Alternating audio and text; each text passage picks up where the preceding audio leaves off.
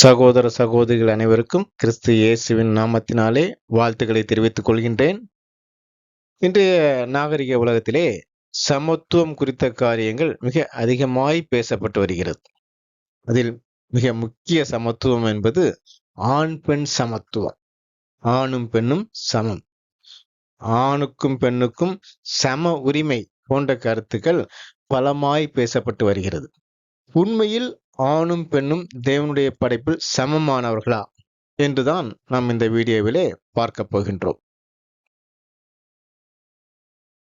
1 கொரிந்தியர் 11ஆம் அதிகாரம் 3ஆம் வசனத்திலே ஒவ்வொரு மனைவிக்கும் புருஷன் தலை என்றும், ஒவ்வொரு புருஷனுக்கும் இயேசு தலை என்றும், இயேசுவிற்கு தேவன் தலை என்றும் கூறப்பட்டிருக்கிறது. கணவன் மனைவிக்கு தலை என்பது எபேசியர் 5ஆம் அதிகாரம் 23ஆம் வசனத்திலும் சொல்லப்பட்டிருக்கிறது. இது உலகத்தில் உள்ள எல்லாருக்கும் கூறப்பட்ட பொதுவான கற்பனை, கிறிஸ்தவர்களுக்கு மட்டுமானதல்ல. இது பொதுவான கற்பனை. ஆண் பெண்ணுக்கு தலை என்றால் என்ன அர்த்தம்? இயேசு சபைக்கு தலை என்றால் சபைக்கு அவர் தலைவர் என்று அர்த்தம். அதே போல ஆணானவன் பெண்ணுடைய தலைவனாக இருக்கின்றான் என்பதுதான் அதனுடைய கருத்து. ஆணை தலைவன் என்று சொல்லிவிட்டாலே பெண் ஆணுக்கு கீழ்ப்பட்டவள் தானே. கீழ்ப்பட்டவள் எப்படி தலைக்கு சமமாக இருக்க முடியும்? ஆணும் பெண்ணும் சமம் என்ற கருத்தானது இயேசுவும் சபையும் சமம் என்று சொல்வதற்கு ஒப்பான கருத்து. அது தவறு. எனவே ஆணும் பெண்ணும் சமமான நபர்கள் இல்லை என்பதுதான் வேதத்தினுடைய கருத்தாக இருக்கின்றது. ஆணுக்கு இயேசு தலையாய் இருக்கிறார் என்ற கற்பனையானது சபைக்கு கூறப்பட்ட காரியம் என்று சிலர் கருதுகிறார்கள். இயேசு சபையில் உள்ள ஆண்களுக்கு மட்டுமா தலையாயிருக்கிறார்? மொத்த சபைக்கும் இயேசுவே தலையாயிருக்கிறார் என்று கொலோசியர் 1ஆம் அதிகாரம் 18ஆம் வசனம், எபேசியர் 1ஆம் அதிகாரம் 23ஆம் வசனம் ஆகியவற்றிலே கூறப்பட்டிருக்கிறது. அதிலே சரீரமாகிய சபைக்கு தலையாயிருக்கிறார் என்று கூறப்பட்டிருக்கிறது. சபையாகிய சரீரத்தில் ஆண் பெண் எல்லோரும் உள்ளடக்கம்தான். சபையில் உள்ள ஆண்களுக்கு மட்டும் இயேசு தலையாயிருக்கிறார் என்று அது போதிக்கவில்லை. ஆண் பெண் எல்லா சபையாருக்கும் இயேசுவே தலை என்றே இந்த வசனங்கள் நமக்கு கூறுகின்றது. ஆனால் 1 கொரிந்தியர் 11ஆம் அதிகாரத்திலே ஆணுக்கு மட்டுமே, அதாவது புருஷனுக்கு மட்டுமே இயேசு தலையாயிருக்கிறார் என்று கூறப்பட்டிருக்கிறது. எனவே இது சபை சம்பந்தமாக கூறப்பட்ட வசனம் அல்ல. ஒவ்வொரு புருஷனுக்கும் இயேசு தலை என்று கூறப்பட்டிருக்கிறது. அவன் எந்த மதத்தை சார்ந்தவனாக இருந்தாலும் அவனுக்கு இயேசுவே தலை என்பதே அதனுடைய அர்த்தமாகும். ஆதாம் பாவம் செய்த பிறகும் தேவன் அவனது சந்ததியரை அப்படியே விட்டுவிடவில்லை. அவர்கள் பாவத்திலே பிறந்து மாம்ச சாயலிலே இருந்தாலும் அந்த மாம்ச சாயலில் இருந்து கொண்டு அவர்கள் நீதியோடு வாழ சில ஏற்பாடுகளை செய்தார். அதற்கு சில வழிநடத்தும் ஒழுங்குகளை தேவன் ஏற்படுத்தினார். அந்த ஒழுங்குகள் 2 வகைப்படும். ஒன்று மொத்த உலகத்தையும் வழிநடத்துவதற்கான ஒரு ஒழுங்கு, மற்றொன்று ஒவ்வொரு குடும்பத்தையும் வழிநடத்துவதற்கான ஒரு ஒழுங்கு. ஆதாம் பாவம் செய்ததிலிருந்து ஜலப்பிரளயம் வரைக்கும் உள்ள உலகத்தை வழிநடத்தக்கூடிய பொறுப்பை தேவன் வானதூதர்களுக்கு கொடுத்தார். 1ஆம் உலகத்தில் வானதூதர்களை மனுக்குலத்தை நீதியிலே வழிநடத்த வேண்டியவர்களாக இருந்தார்கள். வானதூதர்களை 7 வகுப்பார் உண்டு. எனவேதான் வானதூதர்களை பற்றி கூறும்பொழுது அவர்களை 7 ஆவிகள் என்று வேதம் கூறுகிறது. வெளிப்படுத்தல் 1:4, வெளிப்படுத்தல் 3:1 இந்த வசனங்களில் எல்லாம் 7 ஆவிகளை குறித்து சொல்லப்படுகிறது. இந்த 7 ஆவிகள் என்பது 7 நிலைகளில் உள்ள ஆவி ஜீவிகள். ஆம், வானதூதர்களில் 7 நிலைகள் இருக்கிறார்கள். அவர்களிலே முதன்மையானது கெருபீன்களாகும். அடுத்த நிலையிலே உள்ள வானதூதர்கள் சேராபீன்கள் என்று அழைக்கப்படுகிறார்கள். இந்த சேராபீன்களுக்கு கீழே மற்ற 5 நிலையில் உள்ள வானதூதர்கள் ஒன்றன் கீழ் ஒன்றாக இருப்பார்கள். தேவன் இயேசுக்கு தலையாய் இருந்தார். இயேசு கேருபீன்களுக்கு தலையாய் இருந்தார். தேவன் இயேசு மூலமாக கேருபீன்களுக்கு கொடுக்கக்கூடிய வழிநடத்துதலின்படி வானதூதர்கள் 1ஆம் உலகத்தை வழிநடத்தினார்கள். இதுவே தேவன் 1ஆம் உலகத்தை வழிநடத்துவதற்கு வைத்திருந்த ஒரு அதிகார அடுக்குமுறை, அதாவது ஹைரார்கி. 1ஆம் உலகத்திலே இந்த வானதூதர்களே ஒட்டுமொத்த மனுக்குலத்தையும் வழிநடத்தினார்கள். எனவே 1ஆம் உலகத்தை வானதூதர்கள் யுகம் என்று கூட நாம் சொல்லலாம். இந்த யுகத்திலே தேவன் இயேசுவுக்கு தலையாய் இருந்தார். இயேசு கெருபீன்களுக்கு தலையாய் இருந்து வானதூதர்கள் மூலமாக மனுக்குலமானது வழிநடத்தப்பட்டது. ஜலப்புலயத்திலிருந்து இப்போது வரைக்கும் உள்ள காலமானது 2வது உலகம். அதை தேவன் புறஜாதிகளுக்கு கீழ்ப்படுத்தினார். எனவேதான் 2ஆம் உலகமானது புறஜாதி உலகம் அல்லது புறஜாதி யுகம் என்று அழைக்கப்படுகிறது. புறஜாதி ராஜாக்கள் மூலமாக இந்த உலகத்தை தேவன் வழிநடத்துவதால் இந்த உலகமானது புறஜாதி உலகம் என்று அழைக்கப்படுகின்றது. இந்த உலகத்திலே, இந்த யுகத்திலே தேவன் இயேசுவுக்கு தலையாயிருந்து, இயேசு உலகத்தில் உள்ள எல்லா புறஜாதி ராஜாக்களுக்கும் தலையாயிருந்து, அந்த ராஜாக்கள் மூலமாக இந்த உலகத்தினுடைய ஒவ்வொரு தேசங்களையும் வழிநடத்துகின்றார். ஆம், 2வது உலகத்தை வழிநடத்த தேவன், இயேசு, ராஜாக்கள் என்ற ஒழுங்கை தேவன் ஏற்படுத்தி வைத்திருக்கின்றார். இவர்கள் மூலமாக, இந்த ராஜாக்கள் மூலமாக சட்டங்கள் இயற்றப்பட்டு, அந்த சட்டங்களின் அடிப்படையிலே மனுக்குலம் வழிநடத்தப்படும். எனவேதான் வேதத்திலே அதிகாரங்களுக்கு கீழ்ப்பட்டு இருக்கும்படிக்கும் தேவனால் அன்றி ஒரு அதிகாரமும் இல்லை என்றும் கூறப்பட்டிருக்கிறது. தேசத்தின் சட்டங்கள் போல தேவனுடைய கற்பனைக்கு மாறாக இருந்தாலும் கூட ராஜாக்கள் தேவனால் அங்கீகரிக்கப்பட்டவர்கள் என்பதால் நாம் அவர்களுக்கு கீழ்ப்பட்டு இருக்க வேண்டும். மாம்சமாக வந்த பொழுது நமது கர்த்தராகிய இயேசுவே இந்த புறஜாதி அதிகாரங்களுக்கு கீழ்ப்பட்டுதான் இருந்தார்.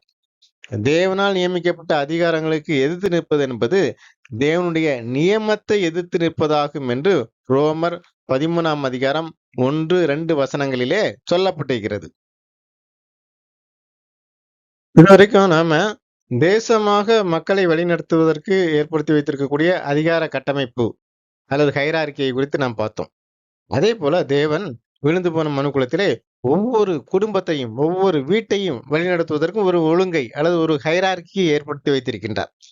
இப்படி குடும்பத்தை வழிநடத்த தேவன் ஏற்படுத்தி வைத்திருக்கும் ஹைரார்க்கி முறைதான், அதிகார கட்டமைப்பு முறைதான் 1 கொரிந்தியர் 11ஆம் அதிகாரத்திலே சொல்லப்பட்டிருக்கிறது. தேவன் இயேசுவுக்கு தலையாயிருக்கின்றார். இயேசு ஒவ்வொரு குடும்பத்தின் ஆணுக்கும் தலையாயிருக்கின்றார். அந்த புருஷன் மனைவிக்கு தலையாயிருக்கின்றான். ஒரு குடும்பம் சம்பந்தப்பட்ட வழி நடத்துதலை தேவன் இயேசு மூலமாக அந்த குடும்பத்தினுடைய ஆணுக்கு, அதாவது புருஷனுக்கு கொடுக்கின்றார். ஏனெனில் புருஷனே மனைவிக்கு தலையாக இருக்கின்றார்.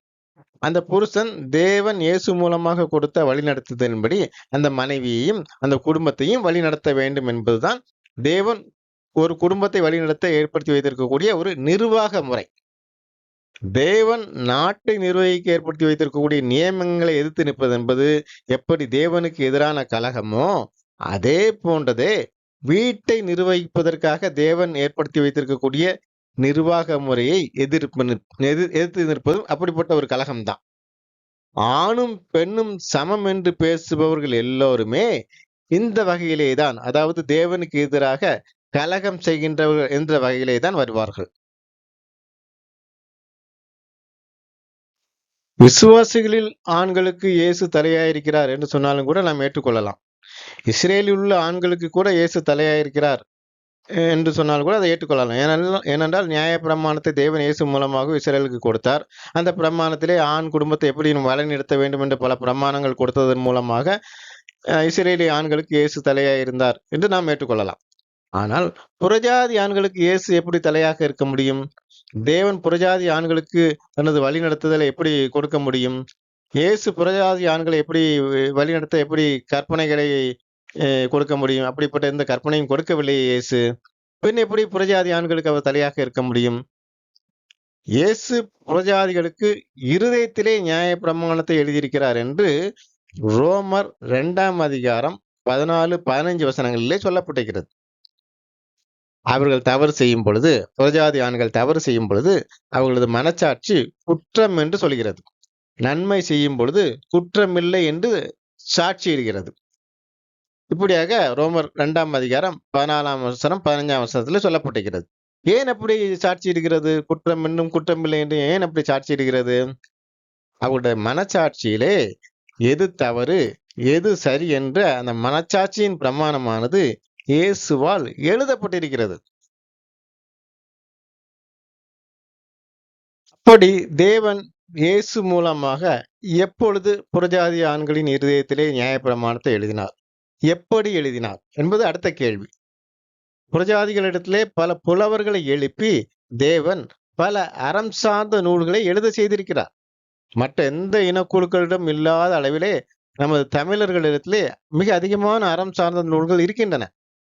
பல 100 ஆண்டுகளுக்கு முன்னரே பல புலவர்கள் மூலமாக மனிதன் எப்படி நீதியாய் வாழ வேண்டும் என்ற காரியங்களை எல்லாம் அந்த அறநூல்கள் மூலமாகவே இயேசு எழுத செய்திருக்கிறார்.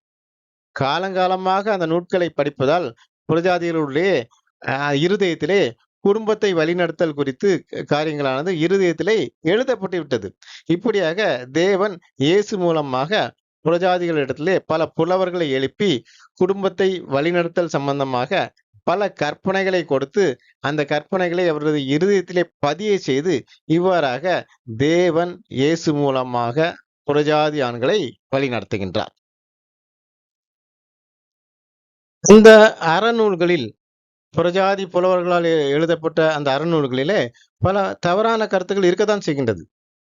தேவனால் அங்கீகரிக்கப்பட்ட ராஜாக்கள் இயற்றிய சட்டங்களிலும் கூட தேவனுடைய கற்பனையை மீறிய பல சட்டங்கள் இருப்பது போல வேதத்துக்கு ஒவ்வாத பல காரியங்கள் புறஜாதி அறநூல்களிலே இருக்கத்தான் செய்யும். ஆனால் அதிலே கணவன் என்பவன் குடும்பத்தின் தலை என்றும் அவன் குடும்பத்தை எப்படி வழிநடத்த வேண்டும் என்றும் தெளிவாகவே கூறப்பட்டிருக்கிறது. அந்த அறநூல்களிலே குடும்ப தலைவனுக்கான கடமை, மனைவிக்கான கடமை போன்ற காரியங்களிலே பெரும்பாலும் சரியாகவே போதிக்கப்பட்டிருக்கிறது. உலகத்தில் உள்ள எந்த நீதி நூல்களும் குடும்பத்துக்கு பெண் தலை என்று கூறவில்லை, ஆணே தலை என்று கூறுகிறது. குடும்பத்தை விசாரிப்பதிலே ஆணே முக்கிய பங்காற்ற வேண்டும் என்றுதான் சொல்கிறது. அதிலே குடும்பம் என்றால் என்ன, குடும்ப தலைவனின் பொறுப்பு என்ன என்பதெல்லாம் தெளிவாகவே கூறப்பட்டு அவையெல்லாம் ஒவ்வொருவருடைய மனதிலும் பதிய வைக்கப்பட்டிருக்கிறது. இப்படியாக இயேசு புறஜாதி புலவர்களை கூட புறஜாதியருடைய மனதிலே மனச்சாட்சியின் பிரமாணத்தை எழுவதற்கு ஒரு கருவியாக பயன்படுத்தி கொண்டார். வானதூதர் யுகத்திலே இயேசு இதற்கு வானதூதர்களை பயன்படுத்தினார். இந்த புறஜாதி யுகம் என்பதால் புறஜாதி புலவர்களை இயேசு அதற்காக பயன்படுத்துகின்றார். ஆண் பெண்ணுக்கு தலை என்று வேதம் கூறுவதால் ஆணும் பெண்ணும் கண்டிப்பாக சமமானவர்களாக இருக்க முடியாது. ஆணும் பெண்ணும் சமமல்ல என்பதற்கு இது மட்டுமல்ல, இன்னும் பல ஆதாரங்கள் வேதத்திலே இருக்கின்றன. ஒவ்வொன்றாக நாம் பார்ப்போம். பெண்ணை தேவன் ஆணிற்கு ஏற்ற துணையாகவே சிருஷ்டித்தார் என்று ஆதியாகமம் 2:18 சொல்லப்பட்டிருக்கிறது. ஏற்ற துணை என்பதன் சரியான அர்த்தம் ஏற்ற உதவியாளர் என்பதாகும். ஒரு அலுவலகத்திலே செக்ரட்டரி இருப்பார், அவருக்கு கீழே அசிஸ்டன்ட் செக்ரட்டரி இருப்பார், செயலாளர், உதவி செயலாளர். அவர் உதவி செயலாளருக்கு கீழே பல கீழ்நிலை அலுவலர்கள், அதுக்கு கீழே கடைநிலை ஊழியர்கள், இப்படியாக ஒரு அலுவலகத்திலே ஹைரார்கி இருக்கும். ஒரு அலுவலகத்திலே உள்ள செயலாளரும் செக்ரட்டரியும் அசிஸ்டன்ட் செக்ரட்டரியும் சமமானவர்கள் என்று நாம் எப்படி கூற மாட்டோமோ, அதுபோலதான் ஆணும் அவனது உதவியாளரான பெண்ணும் சமம் என்று நாம் கூறக்கூடாது. உதவியாளர் என்ற பதமே ஆணும் பெண்ணும் சமம் அல்ல என்பதை நமக்கு உணர்த்தக்கூடியதாக இருக்கின்றது. இதே காரியத்தை 1 கொரிந்தியர் 11:9 வேறு விதமாக சொல்லப்பட்டிருக்கிறது. புருஷன் ஸ்திரீக்காக சிருஷ்டிக்கப்பட்டவன் அல்ல, ஸ்திரீயே புருஷனுக்காக சிருஷ்டிக்கப்பட்டவள். ஆணுக்காகவே பெண் சிருஷ்டிக்கப்பட்டிருக்கிறார், பெண்ணுக்காக ஆண் சிருஷ்டிக்கப்படவில்லை. ஆணுக்காக சிருஷ்டிக்கப்பட்ட பெண் ஆணுடன் சமமானவளாக இருக்க முடியாது. அவள் ஆணுக்கு எல்லா காரியத்திலும் உதவி செய்வதற்காக சிருஷ்டிக்கப்பட்ட ஒரு உதவியாளர். பெண் ஆணுக்கு கீழ்ப்படிய வேண்டியவள் என்று வேதம் பல இடங்களிலே கூறுகின்றது. கீழ்ப்படிதலை கொடுக்க வேண்டியவளும் கீழ்ப்படிதலை பெறுபவனும் சமமாக இருக்க முடியாது. சபை கர்த்தராகிய இயேசுவுக்கு கீழ்ப்படுகிறது போல மனைவி கணவனுக்கு கீழ்ப்படிய வேண்டும் என்று கூறப்பட்டிருக்கிறது. சாராள் ஆபிரகாமுக்கு கீழ்ப்படிந்திருந்தது போல பெண்கள் கணவனுக்கு கீழ்ப்படிந்து இருக்க வேண்டும் என்று கூறப்பட்டிருக்கிறது. கணவனுக்கு கீழ்ப்படிந்து இருக்கின்ற பெண்கள் அனைவரும் சாராளின் மகள்களாக இருப்பார்கள் என்று 1 பேதுரு 3:6 வேதம் கூறுகிறது. பெண்ணானவள் கீழ்ப்படிதலை கொடுக்க வேண்டியவளாக இருப்பதால் அவள் கீழ்ப்படிதலை பெறக்கூடிய ஆணுக்கு சமமானவளாக இருக்கவே முடியாது. 1 பேதுரு 3:7 பெண்ணானவள் பலகீனமான பாண்டம் என்று கூறப்பட்டிருக்கிறது. பெண்கள் பலகீனமான பாண்டம் என்றால் அதன் மறைமுக அர்த்தம் என்ன? ஆண்கள் பலமான பாண்டம். பலகீனமான பாண்டமும் பலமான பாண்டமும் சமமானவர்களாக இருக்க முடியாது. பெண்கள் தாங்கள் பலகீனமான பாண்டம் என்பதை ஏற்றுக்கொண்டு வளமான பாண்டமாகிய தனது கணவனுக்கு கீழ்ப்பட்டிருப்பதே தனக்கு நல்லது என்பதை உணர்ந்து கொண்டு அவனுக்கு கீழ்ப்பட்டு இருக்க வேண்டும். ஆணுக்கு பெண் கீழ்ப்பட்டவள் தான். எனவேதான் சபைகளிலே பெண்களுக்கு போதிக்கவோ உபதேசம் பண்ணவோ அனுமதிக்கப்படவில்லை. இது 1 தீமோத்தேயு 2ஆம் அதிகாரம் 12ஆம் வசனத்தில் சொல்லப்பட்டிருக்கிறது. புருஷன் மீது அதிகாரம் செய்யும் உரிமையும் அவளுக்கு கொடுக்கப்படவில்லை. புருஷர் மீது அதிகாரம் செலுத்துதல்னா என்ன?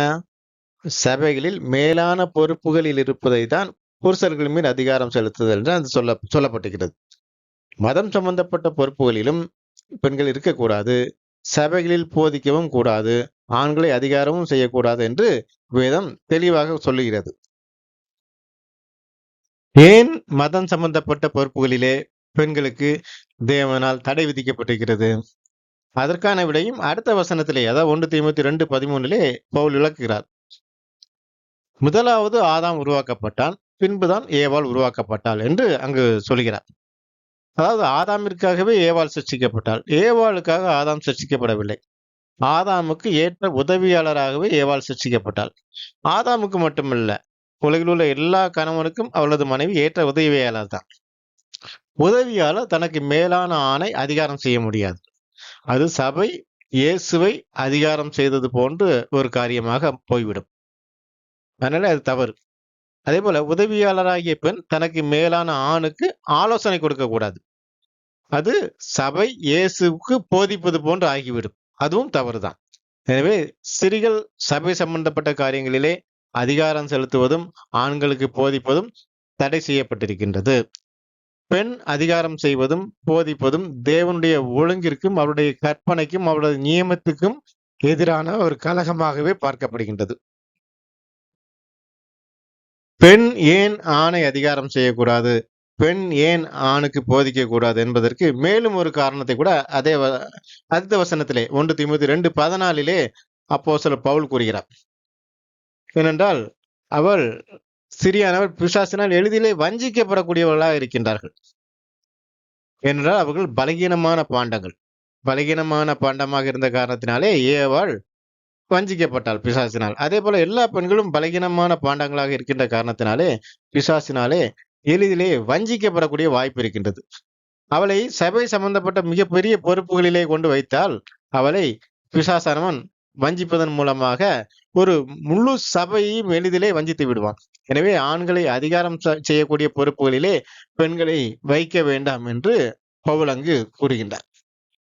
ஆண்களுக்கு பெண்கள் போதிக்க கூடாது என்று கூறப்பட்டிருப்பதும், ஆண்களை பெண்கள் அதிகாரம் செய்யக்கூடிய பொறுப்புகளிலே வைக்கக்கூடாது என்று கூறப்பட்டிருப்பதும் ஆணும் பெண்ணும் சமமல்ல, ஆணுக்கு கீழானவளே பெண் என்பதை வலியுறுத்தக்கூடிய வசனங்களாக இருக்கின்றது. அடுத்ததாக பெண்கள் தலையை மூடிக்கொள்ளுதல் குறித்து கூறப்பட்டிருக்கிறது. இந்த கற்பனையும் சபையாருக்கு மட்டும் கொடுக்கப்பட்ட கற்பனை அல்ல, இது எல்லா பெண்களுக்கும் கொடுக்கப்பட்ட கற்பனை தான். இங்கே ஜெபம் செய்யும் பொழுதாவது, தீர்க்க தரிசனம் கூறும் போதாவது பெண்கள் தலையை மூட வேண்டும் என்று கூறப்பட்டிருப்பதால் இது கிறிஸ்தவர்களுக்கானது என்று சொல்வதற்கு ஏதுவாக அது அமைந்து விடுகிறது. இங்கே அப்போஸ்தலர் என்ன கூற வருகிறார் என்றால், குறைந்தபட்சம் பெண்களுக்கு ஆண்கள் தலையாய் இருக்கிறார்கள் என்பதை நீங்கள் சபை கூடுகையின் போதாவது கடைபிடிங்கள் என்பதுதான். சபை கூடுகையின் பொழுதாவது முக்காடிட்டுக் கொள்ளுங்கள் குறைஞ்சபட்சம் என்பதுதான் அங்கு பவுல் கூற வருகிறார். ஆனால் இதை தவறாக புரிந்து கொண்ட கிறிஸ்தவர்கள் சபை கூடுகையின் பொழுது மட்டும் முக்காடு கற்பனை கடைபிடிக்கின்றார்கள். இன்று மத்திய கிழக்கு நாடுகள் முதல் இந்தியாவின் மேற்கு பகுதி வரை உள்ள பெண்கள் முக்காடிட்டவர்களாகத்தான் இருக்கிறார்கள். இவர்கள் இந்த கற்பனையை பின்பற்றி தான் இப்படியாக முக்காடு இட்டுக் கொள்கிறார்கள் என்பதைத்தான் நாம் புரிந்து கொள்ள வேண்டும். ஆமாம் சகோதரர்களே, தலையில் முக்காடிட்டுக் கொள்ள வேண்டும் என்பது தேவன் எல்லா புறஜாதி பெண்களுக்கும் கொடுக்கப்பட்ட கற்பனையாகத்தான் இருக்கின்றது. தன் தலையை மூடிக்கொள்ளாதிருக்கிற எந்த ஸ்திரியும் தன் தலையை கனவீனப்படுத்துகிறாள் என்று சொல்லப்பட்டிருக்கிறது. தலையை கனவீனப்படுத்துகிறாள் என்றால் தலையாக இருக்கின்ற புருஷனை கனவீனப்படுத்துகிறாள் என்று அர்த்தம். அது எப்படி? முக்காடிட்டிருக்கிறவள் தனக்கு திருமணம் ஆகிவிட்டது, தனக்கு ஒரு கணவன் இருக்கின்றான் என்பதை அடையாளப்படுத்துவதற்காகவே அந்த முக்காடை இடுகின்றார்கள். சாரால் முக்காடு இடாததால் அவளை அபிமெலேக்கு திருமணமாகாதவள் என்று எண்ணி அவளை தூக்கி செல்கின்றான். அவள் முக்காடு அணியாததற்காக பின்னர் அவரை கடிந்து கொள்கிறார் என்று ஆதியாகமம் 20ஆம் அதிகாரம் 16ஆம் வசனத்துல சொல்லப்பட்டிருக்கிறது. ஒட்டகத்திலே வந்த ரெபேக்காள் முதலாக ஈசாக்கை பார்த்த பொழுது முக்காடிட்டுக் கொள்கிறார் என்று ஆதியாகமம் 24ஆம் அதிகாரம் 65ஆம் வசனத்திலே சொல்லப்பட்டிருக்கிறது. உன்னை எனது தலையாக ஏற்றுக்கொண்டேன் என்பதை அடையாளப்படுத்தும் விதமாக அவள் அவ்வாறு முக்காடிட்டுக் கொள்கிறார்.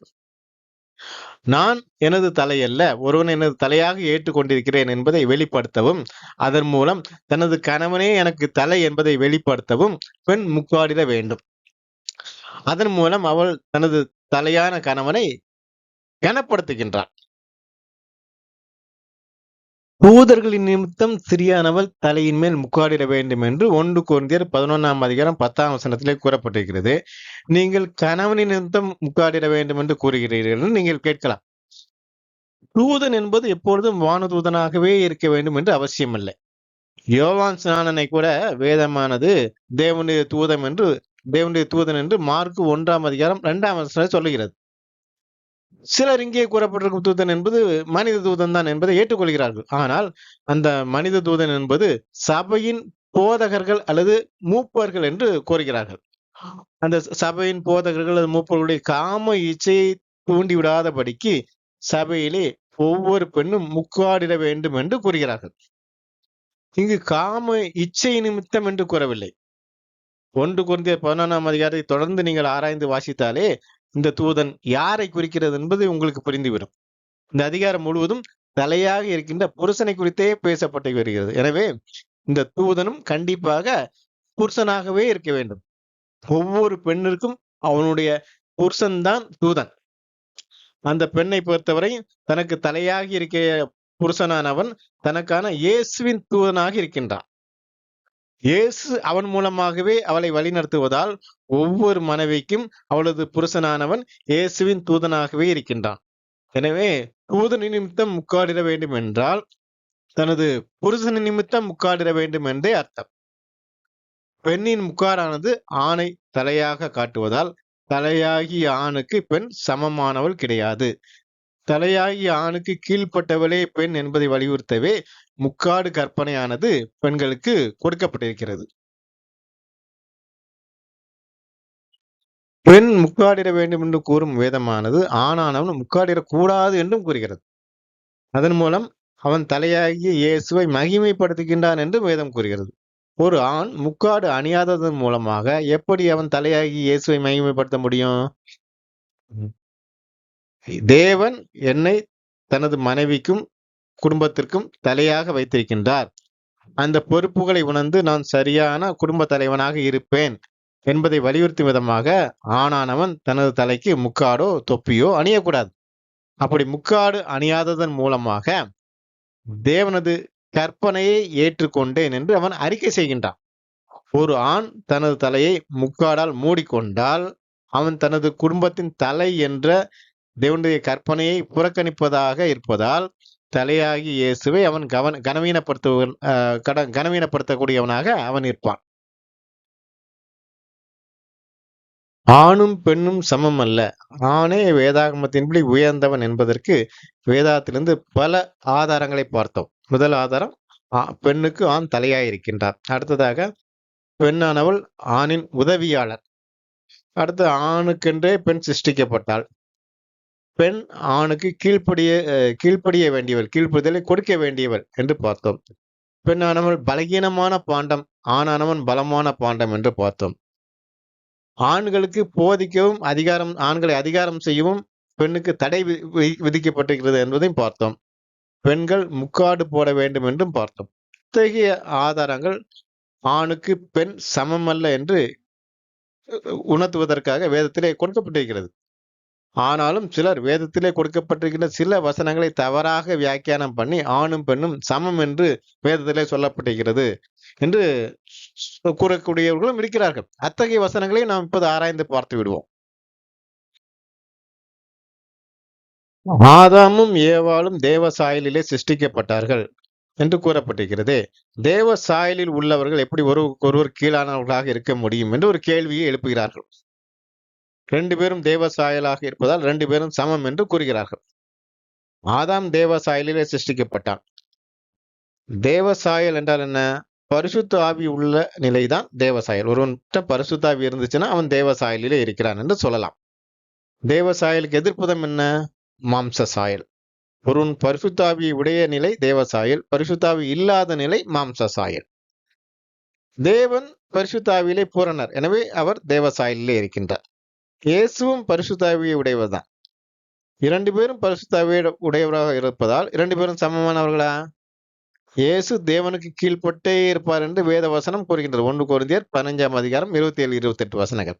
இப்போ 2 பேரும் தேவ சாயலா உடையவர்களாக இருந்தாலும் கூட, 2 பேரும் பரிசுத்த ஆவியை உடையவர்களாக இருந்தாலும் கூட, தேவன் மேல்பட்டவர்களாக இருக்கின்றார். இயேசு தேவனுக்கு கீழ்ப்பட்டவராக தான் இருக்கின்றார். இப்போ வானதூதர்களும் பரிசுத்த ஆவியை உடையவர்கள் தான். இயேசு மாம்சமாக வந்த பொழுதும் யோர்தானிலே பரிசுத்த ஆவியை பெற்று தேவசாயலானார்.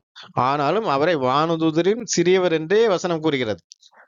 ஆவி நிலையிலே இருக்கும் பொழுது வானதூதர்களிலும் பெரியவராய் இருந்த இயேசு மாம்ச சரீரத்தில் வரும்போது, மாம்ச சரீரத்தில் வந்து பரிசுத்த ஆவியை பெற்று தேவசாயலாக இருந்த பொழுதும் வானதூதர்களை விட சிறியவர் என்றே வேதம் கூறுகிறது.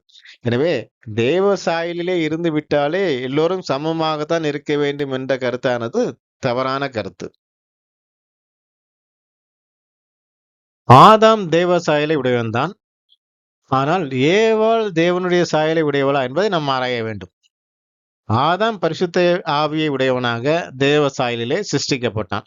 ஆனால் ஏவாளானவள் ஆதாமின் சாயலிலே தான் சிருஷ்டிக்கப்பட்டாள். ஆதாம் தேவ சாயலில் இருந்தால் ஏவாளும் தேவ சாயலிலே இருப்பாள்.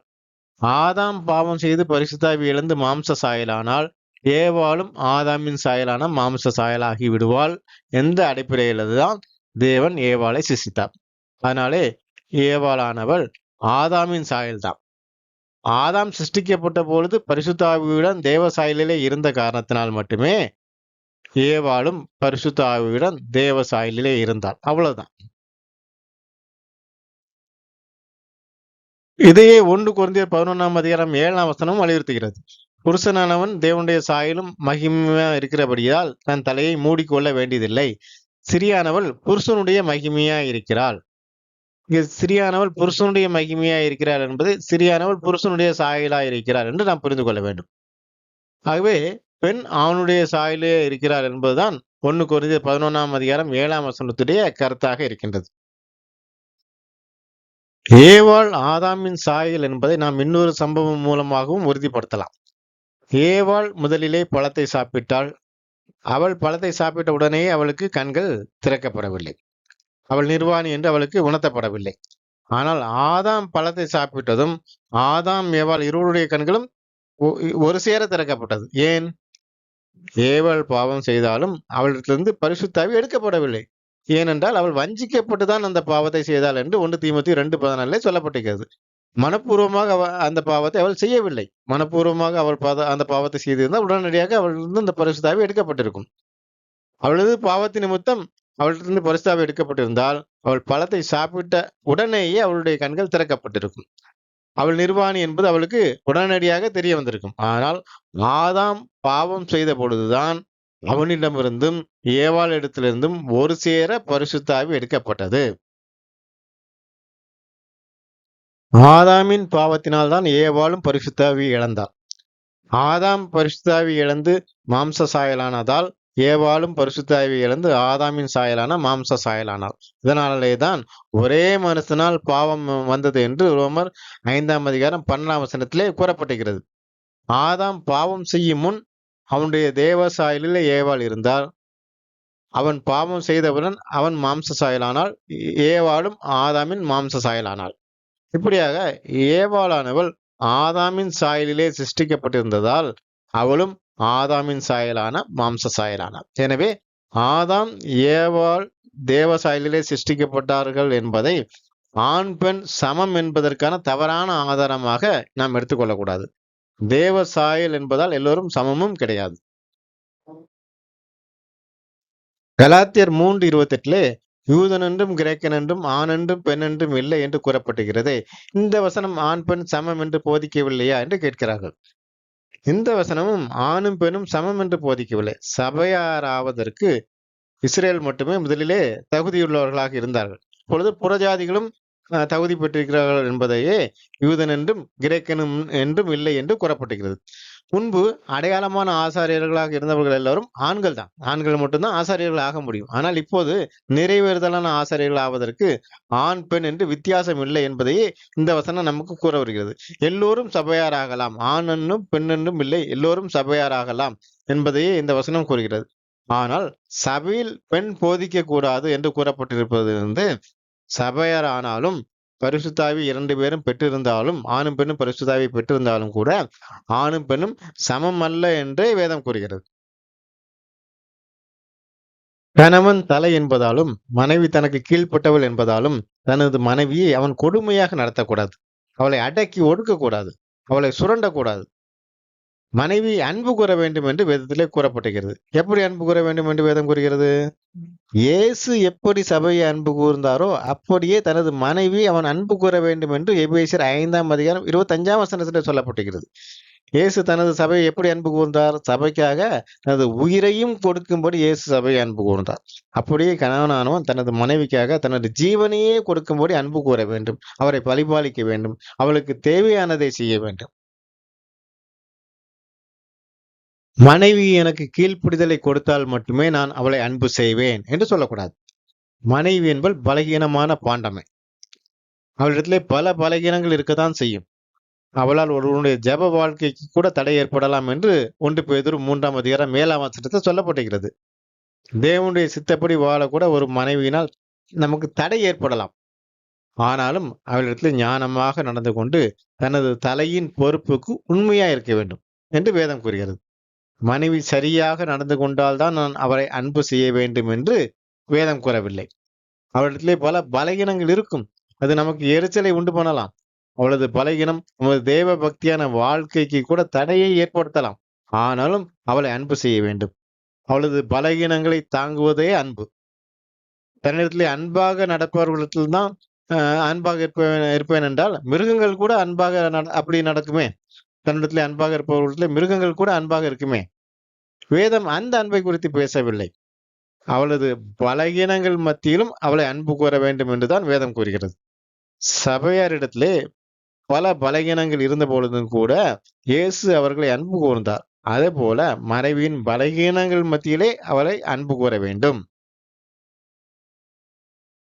இயேசுவை போல அன்பு கூற வேண்டும் என்றால் இயேசு எப்படி தனக்கு கொடுக்கப்பட்ட சபையை 2ஆம் மரணத்துக்கு போகாதபடி காத்து கொண்டாரோ அதுபோல தனது மனைவியும் தங்களோடு ரட்சிப்பை சுதந்திரிக்கும் வண்ணம் அவளது பலகீனங்களை பொறுத்து அவளை ரட்சிப்புக்கு நேராக வழி நடத்த வேண்டும் என்று 1 பேதுரு 3:7 சொல்லப்பட்டிருக்கிறது.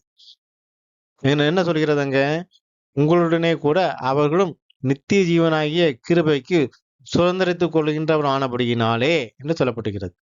இதை உங்களுடனே கூட அவர்களும் நித்திய ஜீவனாகிய கிருபையை சுதந்திரித்துக் கொள்ளும்படியாக என்று நாம் அதை புரிந்து கொள்ள வேண்டும். ஆம், மனைவியும் நித்திய ஜீவனுக்கு தகுதிப்படுத்தும்படியாக நாம் அவளுடைய பலகீனங்களை பொறுத்து அவளை நித்திய ஜீவனுக்கு ஏற்றபடி அவரை வழிநடத்த வேண்டும். தனது சொந்த சரீரத்தை நேசிப்பது போல அவளை அன்பு கூற வேண்டும் என்று வேதம் கூறுகிறது. தலை என்று கூறும் பொழுதே மனைவி என்பவர் அவனுடைய சரீரமாகி விடுகின்றார். ஒருவனுக்கு தனது சொந்த உடலை அன்பு செய்ய வேண்டும் என்று எந்த கற்பனையும் கொடுக்க தேவையில்லை. அது இயற்கையிலேயே நடக்கக்கூடிய காரியம். யார் ஒருவனும் தனது சொந்த சரீரத்துக்கு தீங்கு வர வேண்டும் என்று எண்ணுவானா? சுபாவத்திலேயே ஒருவன் தனது உடல் மீது எந்த தீங்கும் ஏற்படாத வரைக்கும் கவனமாக பார்த்துக் கொள்கிறான். தனது உடலை கண்ணை இமை காப்பது போல காத்துக் கொள்கிறான். அதுபோல நமது மனைவி மீதும் எந்த தீங்கும் நேராதபடிக்கு காக்கும் பொறுப்பு ஒவ்வொரு கணவனுக்கும் உண்டு. மனைவி மீது அன்பு கூறுகின்றவன் ஏதோ பெரிய தியாகம் செய்து விட்டதாக கருதக்கூடாது. சரீரமாகிய மனைவியை அன்பு கூறுகிறவன் தன்னைத்தானே அன்பு கூறுகிறவன் என்று எபேசியர் 5ஆம் அதிகாரம் 28ஆம் வசனத்திலே சொல்லப்பட்டிருக்கிறது. இன்றைக்கு சில ஆண்களிடத்தில் உள்ள பிரச்சனை என்னவென்றால், திருமணமான பின்பு மனைவியோடு தனி குடித்தனம் போவதில்லை. தனது பெற்றோர் வீட்டிலேயே தங்கி கூட்டு குடும்பமாக இருந்து விடுகிறார்கள். இன்றைக்கு நமது சமூகத்திலே உள்ள மிகப்பெரிய பிரச்சனை இந்த கூட்டு குடும்ப முறைதான். இந்த கூட்டு குடும்ப முறையானது வேதத்துக்கு முரணானது. தகப்பனையும் தாயையும் விட்டு பிரிந்து கணவனும் மனைவியும் தனியே இருக்கும்படிக்கு வேதம் கூறுகிறது. ஆதியாகமம் 2:24, எபேசியர் 5:31 இந்த காரியங்கள் சொல்லப்பட்டிருக்கிறது. ஏன் தனித்து பிரிந்திருக்க வேண்டும்? மனைவிக்கு கணவன் மட்டுமே தலையாக இருக்க வேண்டும். ஒரு கூட்டு குடும்பத்தில் எடுத்துக்கொண்டால் மாமனாரோ, மாமியாரோ அல்லது வேறு சில மூத்த குடும்ப உறுப்பினர்கள் பலருக்கு அவள் கீழ்ப்படிய வேண்டியவளாக இருப்பாள். அதனால அங்கு அவளுக்கு பல தலைகள் உருவாவதற்கு வாய்ப்பு இருக்கின்றது. ஒருவளுக்கு ஒரு தலை தான் இருக்க வேண்டும். அவள் கணவன் மட்டும் தான் அவளுக்கு தலையாக இருக்க வேண்டும். கூட்டு குடும்பத்திலே ஒருவளுக்கு பல தலைகள் மாமனாரு, மாமியாரு, நாத்தனாரு இப்படி பல தலைகள் ஏற்பட வாய்ப்பு இருப்பதால், இது வேதாகமத்துக்கு முரணானது. எனவே கூட்டு குடும்ப முறை என்பது வேதாகமத்துக்கு அ எதிரான ஒரு காரியமாக இருக்கின்றது. மனைவியானவள் அவிசுவாசியா இருக்கிறாள். நான் அவளை விவாகரத்து செய்யலாமா? என்று சிலர் கேட்கலாம். உங்களது நடத்தையின் மூலமாக, தலையாகிய கணவனுடைய நடத்தையின் மூலமாக மனைவியை பரிசுத்தப்படுத்த முடியும். விசுவாசியாக்க முடியும். எனவே இந்த காரணத்துக்காக ஒருவள் அவிசுவாசியாக இருக்கிறார், சத்தியத்தை அறியாதவளாக இருக்கிறார் என்பதற்காக கண்டிப்பாக தன்னுடைய மனைவியை ஒருவன் விவாகரத்து செய்யக்கூடாது. 1 கொரிந்தியர் 7ஆம் அதிகாரம் 12ஆம் வசனம், 14ஆம் வசனத்திலெல்லாம் இந்த காரியங்கள் சொல்லப்பட்டிருக்கிறது. அதை நீங்கள் படித்து பார்த்துக் கொள்ளுங்கள். விபச்சாரத்து நிமித்தம் மட்டுமே ஒருவன் தனது மனைவிக்கு விவாகரத்து கொடுக்க வேண்டுமே ஒழிய, வேறு எந்த காரணத்தைக் கொண்டும் விவாகரத்துக்கு போகக்கூடாது என்று மத்தேயு 5ஆம் அதிகாரம் 32ஆம் வசனம், மத்தேயு 19ஆம் அதிகாரம் 9ஆம் வசனங்களிலே சொல்லப்பட்டிருக்கிறது. இதுவரை கணவனாகிய தலைக்கான சில கடமைகளாக வேதத்திலே கூறியிருப்பவைகளை குறித்து நாம் பார்த்தோம். இப்பொழுது சரீரமாகிய மனைவிக்கான சில கடமைகளை குறித்து பார்ப்போம். திருமணமான பிறகு மனைவியும் தன் ஜனத்தையும் தகப்பன் வீட்டையும் மறந்துவிட வேண்டும் என்று சங்கீதம் 45:10 சொல்லப்பட்டிருக்கிறது. பிறந்த வீட்டு பெருமையை புகுந்த வீட்டிலே பேசிக் கொண்டிருக்க கூடாது.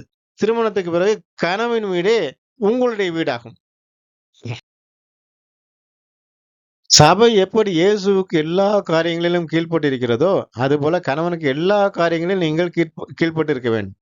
திருமணமான உடனேயே நான் எனது கணவனுடைய உதவியாளர், அவனே என் தலை என்ற ஒரு உறுதியான முடிவுக்கு நீங்கள் வந்துவிட வேண்டும். இது ஏதோ ஒரு அடிமைத்தனம் என்று நீங்கள் எண்ணக்கூடாது. வீட்டை வழிநடத்துவதற்கான தேவனுடைய ஒழுங்கு இதுவே.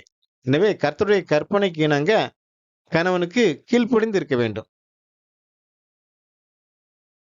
கணவன் என் மீது அன்பாக இருந்தால் மட்டும்தான் நான் அவனுக்கு கீழ்ப்படிவேன் என்று சொல்லக்கூடாது. வேதத்திலே நல்ல கணவனுக்கு கீழ்ப்படியுங்கள் என்று மட்டும் கூறவில்லை. கணவன் எப்படிப்பட்டவனாக இருந்தாலும் அவனுக்கு நீங்கள் கீழ்ப்படிய வேண்டும். ஏன் துன்மார்க்கன கணவனுக்கு கூட கீழ்ப்படிய வேண்டும். 1 பேதுரு 3ஆம் அதிகாரம் 1ஆம் வசனத்திலே அதற்கான விளக்கம் கொடுக்கப்பட்டிருக்கிறது. கணவனானவன் திருவசனத்துக்கு கீழ்ப்படியாமல் அதற்கு மாறாக நடக்கக்கூடிய துன்மார்க்கனாக இருந்தாலும் உங்களது நடத்தையின் மூலமாகவே நீங்கள் அவனை ஆதாயப்படுத்திக் கொள்ள முடியும். அதுவே உங்களுடைய ஊழியம். ஆம் சகோதரிகளே, துன்மார்க்க கணவனுக்கு கீழ்ப்படிவதன் மூலமாக நீங்கள் அவனை ஆதாயப்படுத்திக் கொள்ளும் தேவனுடைய ஊழியத்தை செய்கிறீர்கள். நீங்கள் வெளியே சென்று ஊழியம் செய்ய வேண்டிய அவசியம் இல்லை. ஊழியம் செய்ய வீட்டுக்குள்ளே தேவன் ஒரு வாய்ப்பை உங்களுக்கு ஏற்படுத்தி கொடுத்திருக்கிறார் என்று சந்தோஷப்படுங்கள். கணவன் அவிசுவாசியாக இருந்தாலும், துன்மார்க்கனாக இருந்தாலும் அவனுக்கு கண்டிப்பாக நீங்கள் போதிக்க கூடாது. நீங்கள் அவனை விசுவாசியாக்க செய்ய வேண்டியது ஒன்றே ஒன்றுதான். அது என்ன? உங்கள் கற்புள்ள நீதியான நடக்கையினால் மட்டும்தான் நீங்கள் அவனுக்கு போதிக்க முடியும். இது 1 பேதுரு 3ஆம் அதிகாரம் 1, 2 வசனங்களிலே சொல்லப்பட்டிருக்கிறது. எனக்கு அதிக சத்தியம் தெரியும், நான் சொல்வதை நீ கேள் என்று வேதத்துக்கு முரணாக கணவனுக்கு போதிக்க ஆரம்பிக்க கூடாது. போதனை இல்லாமல் அவனை ரட்சிக்கும் வழி உங்களது பரிசுத்த நடத்தை மட்டும்தான். சரி, சத்தியத்தை அறியாத கணவன், நான் அவனுக்கு போதிக்கவில்லை. கூடுமானவரை நான் பரிசுத்த நடக்கை மூலமாக நான் நடந்து கொண்டிருக்கிறேன். பரிசுத்தமான நடத்தை நடந்து கொண்டிருக்கிறேன். ஆனால் என்னையும் சத்தியத்தின்படி வாழ அவன் தடை செய்கின்றானே, என்ன செய்வது என்று சில சகோதரருடைய கேள்வி. அதற்காக நான் அவனை விட்டு விலகி விடலாமா? அவனை விவாகரத்து செய்யலாமா? என்றெல்லாம் கேள்வி எழுகிறது. இப்படிப்பட்ட சூழ்நிலையானது தேவன் மீதான பக்தி வைராக்கியத்தை காட்ட அந்த பெண்ணுக்கு கிடைத்த வாய்ப்பு. எனவே அந்த பெண் அவனை விட்டு விலகி விடலாம் அல்லது அவனை விவாகரத்து செய்யலாம் என்று நம்மில் பெரும்பாலோர் எண்ணுகிறோம். அப்படிப்பட்ட ஆலோசனையும் அந்த பெண்களுக்கு கொடுக்கின்றோம். இது தேவன் இணைத்ததை மனிதன் பிரிக்காமல் இருக்க கடவன் என்ற கற்பனைக்கு எதிரானது. தேவன் மீதான பக்தி வைராக்கியத்தை காட்டுவதற்கு தேவனுடைய வார்த்தைக்கு கீழ்ப்படிவதுதான் ஒரே வழி. இது சம்பந்தமாக தேவன் என்ன கூறுகிறார் என்பது என்னாகமம் 30ஆம் அதிகாரத்திலே கொடுக்கப்பட்டிருக்கிறது. புருஷனுடைய அனுமதி இல்லாமல் அவள் எதையுமே செய்யக்கூடாது. தேவனுடைய காரியமாக இருந்தாலும் அது அவளுடைய புருஷனுக்கு பிரியமில்லை என்றால், புருஷன் அனுமதிக்கவில்லை என்றால் அவள் அதை விட்டு விடுவதுதான் தேவனுக்கு பிரியமானது. அப்படி அந்த மனைவி தன்னுடைய மனைவி தேவனுடைய காரியங்களுக்கு தடை செய்த குற்றமானது கண்டிப்பாக அவளுடைய கணவனையே சாரும் என்று இதை நீங்கள் என்னாகமம் 30ஆம் அதிகாரத்திலே 10 முதல் 15 வசனங்களை தெளிவாக படித்து பாருங்கள். உங்களுக்கு அது புரியும். எனவே தேவனுடைய காரியமாக இருந்தாலும் அதை விட்டுவிட்டு கணவனுடன் சமாதானமாக இருக்க வேண்டும் என்பதே அவளுக்கான தேவனுடைய கட்டளை. இதை காரணம் காட்டி எனக்கு சத்தியத்தின்படி நடப்பதற்கு தடையாக இருக்கின்றான், எனவே நான் அவனை விவாகரத்து செய்யலாம் என்று இதை காரணம் காட்டி ஒரு சகோதரி தன்னுடைய கணவனை கண்டிப்பாக விவாகரத்தெல்லாம் செய்யக்கூடாது. விபச்சார முகாந்திரமின்றி விவாகரத்து கூடாது என்று வேதமானது தெளிவாக கூறுகின்றது. மனைவி வேலைக்கு போகலாமா என்பது அடுத்த கேள்வி. மனைவி கணவனுடைய உதவியாளர் தான். எல்லா காரியங்களும் அவனது உதவியாளர் தான். அவனுடைய பொருளாதார காரியத்திலும் அவனுக்கு உதவியாளர் தான். எனவே கணவன் விரும்பினால் அவனது பொருளாதார குறைச்சலிலே அவனுக்கு உதவியாக மனைவி வேலைக்கு போவதிலே தவறில்லை. நீதிமொழிகள் 31ஆம் அதிகாரத்திலே குணசாலியான ஸ்திரீ வேலைக்கு போவாள் என்றுதான் சொல்லப்பட்டிருக்கிறது. நீதிமொழிகள் 31ஆம் அதிகாரத்திலே 13, 16, 24 வசனங்களை நீங்கள் வாசித்து பாருங்கள். ஆனால் அதிலே கணவனுக்கு விருப்பம் இல்லை என்றால் வேலைக்கு போகாமல் இருப்பதுதான் கரெக்ட். தேவனுடைய காரியத்திலே கணவன் விருப்பம் இல்லை என்றால் விட்டுவிடுவது சரி என்று வேதம் கூறும் பொழுது, வேலை விஷயத்திலும் கண்டிப்பாக கணவனுடைய விருப்பம்தான் முக்கியம். சகோதரிகளே, ஆபரணங்களோ அல்லது ஆடைகளோ உங்களுக்கு அழகல்ல. தேவனுடைய பார்வையிலே நீங்கள் கணவனுக்கு எந்த அளவுக்கு கீழ்ப்படுகின்றீர்கள் என்பதுதான் அழகு. உங்களிடத்திலே தேவன் அதையே எதிர்பார்க்கிறார்.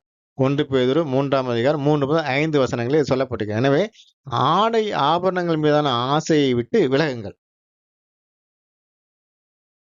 சகோதர சகோதரிகளே, ஆணுக்கு பெண் சமமல்ல, பெண் ஆணுக்கு கீழானவளே என்பது ஏதோ 10ஆம் பசலித்தனமான வாதம் அல்ல. அது தேவனுடைய ஒழுங்கு. தேவன் நாட்டை வழிநடத்த ஒரு ஒழுங்கையும் வீட்டை வழிநடத்த ஒரு ஒழுங்கையும் ஏற்படுத்தி வைத்திருக்கின்றார். நாட்டை வழிநடத்த புறஜாதி ராஜாக்களை ஏற்படுத்தி இயேசு அந்த ராஜாக்களுக்கு தலையாக இருந்து அவர்கள் மூலமாக தேவ திட்டத்துக்கு ஏற்ப ஒவ்வொரு நாட்டையும் வழி நடத்துகிறார். அதனாலே தான் தேவனாலன்றி ஒரு அதிகாரமும் இல்லை, அதிகாரங்களுக்கு கீழ்ப்பட்டு இருக்க வேண்டும் என்று வேதம் கூறுகிறது. அதே போல வீட்டை வழிநடத்த ஒவ்வொரு வீட்டிற்கும் கணவனை தலையாக நியமித்து ஒவ்வொரு புருஷனுக்கும் இயேசுவே தலையாக இருந்து தேவ திட்டப்படி ஒவ்வொரு குடும்பத்தையும் வழி நடத்துகின்றார். நாட்டை வழிநடத்தும் ராஜாக்களுக்கு அதிகாரங்களுக்கும் கீழ்ப்பட்டிருக்க வேண்டும் என்று ஒரு கற்பனையை கொடுத்த தேவன், வீட்டை வழிநடத்தும் அதிகாரமாகிய கணவனுக்கு கீழ்ப்பட்டிருக்க வேண்டும் என்ற கற்பனையும் கொடுத்திருக்கின்றார். எனவே நாட்டின் அதிகாரங்களுக்கு பொதுமக்களாகிய நாமும் வீட்டின் அதிகாரங்களுக்கு, அதாவது கணவனுக்கு அவனது மனைவியும் கீழ்ப்பட்டு இருந்து தேவன் இந்த உலகத்திலே ஏற்படுத்தி வைத்திருக்கக்கூடிய அந்த அருமையான ஒழுங்கை நாம் பாதுகாப்போமாக. எனது 25 ஆண்டுகால வேதாகம ஆராய்ச்சியை தொகுத்து ஏதேனின் ராஜ்யம் என்ற ஒரு புக்காக வெளியிட்டிருக்கிறேன். அது PDF ஃபார்மும் இருக்கிறது. அந்த புத்தகத்தை இலவசமாக வேண்டும் என்போர் எனது செல்போன் எண்ணுக்கு தொடர்பு கொள்ளலாம், அல்லது கமெண்ட்ல உங்கள் வாட்ஸ்அப் நம்பரை கொடுக்கலாம். தேவன் உங்கள் எல்லோரையும் ஆசீர்வதிப்பாராக. துதி கன மகிமை எல்லாம் தேவனுக்கே உரித்தாகட்டும்.